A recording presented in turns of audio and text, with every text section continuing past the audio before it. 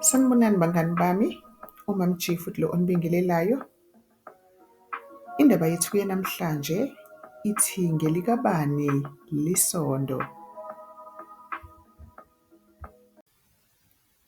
Kwakukhona umfana owayethanda izimoto ngaphezu kwazo zonke izinto.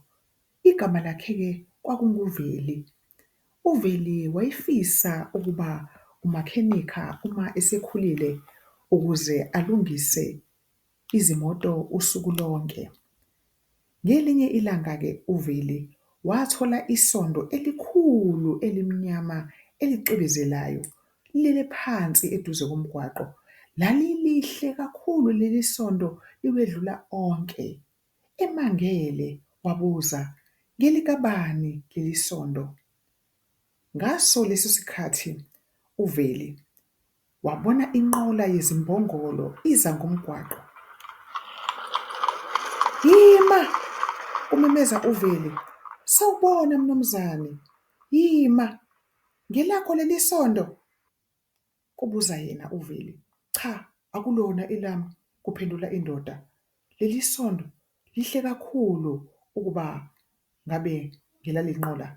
Wasuka umshayeli wehla njalo ngomgwaqo ngenqola yakhe.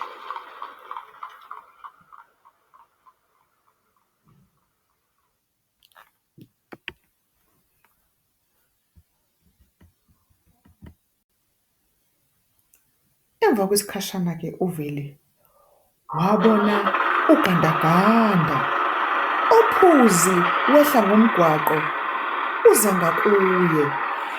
"Yima bo!" kumemeza uVeli. "Sawubona mnumzane, ngelakho leli sondo?" kubuza uVeli. "Cha, akulona elami," kuphendula indoda. "Leli sondo ngeke lilingane lapha kugandaganda." Wasuka futhi ugandaganda wehla njalo ngomgwaqo.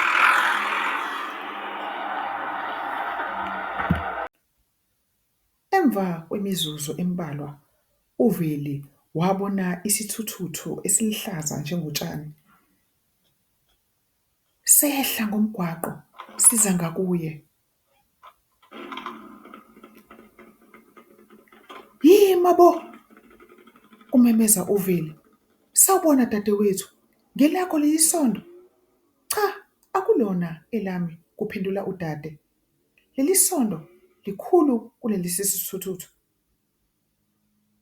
Wasuka ngaso wehla njalo ngomgwaqo.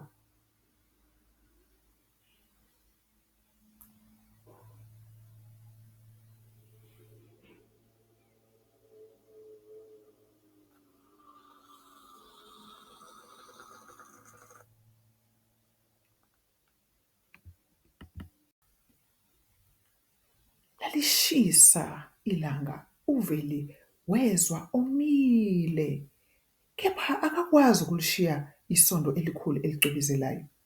Wasuka lapho uVeli wabona inqola emhlophe iza ngomgwaqo. "Yima bo!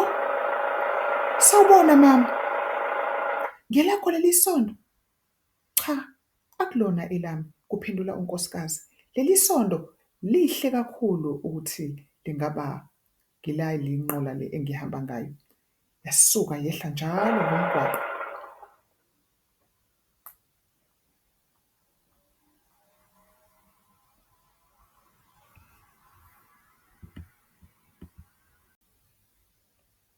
UVeli-ke wayesomile esezwa nendlala.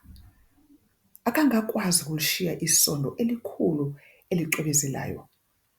Emva kwalokho wabona itekisi eliluhlaza okwesibhakabhaka liza ngomgwaqo.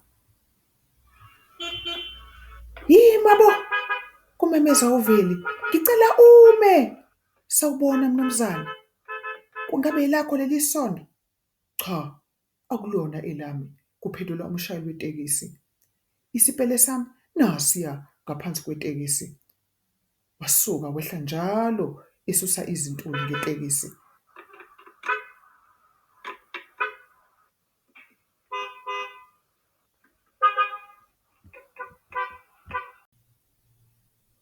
Kusahamba isikhathi, uVeli wabona ukuthi sekuyisikhathi sokuba aye ekhaya. Ngaso leso sikhathi wabona iloli elidonsa izimoto liza.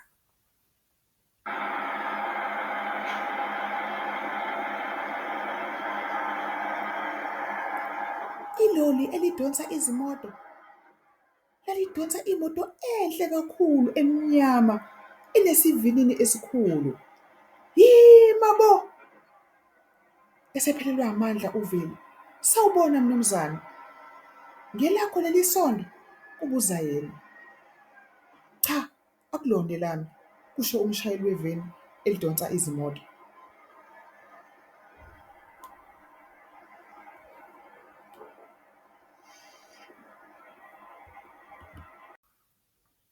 Ngaleso sikhathi kwaphuma indoda esihlalweni esasiseceleni kwesomshayeli.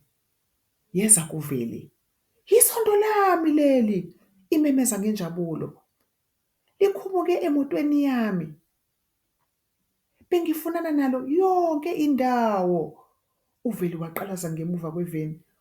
Wayibona imoto enhle kakhulu efana neyemijaho, ingenalo isondo langaphambili. Ngiyabonga kakhulu nsizwa ukungitholela isondo nokuligcina liphephile, kusho indoda imxhawula uVeli. Uma sengiyikhandile le moto, ngizobuya ngizokuzwisa yona. Nangempela emva kwezinsuku ezimbili yabuya indoda.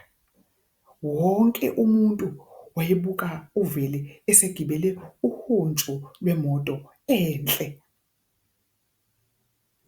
Le moto kungathi eyamijaho, imnyama. Kwaba lusuku olukhulu empilweni kaVeli lolu. Wajabula kakhulu ukugibela imoto enhle kangaka.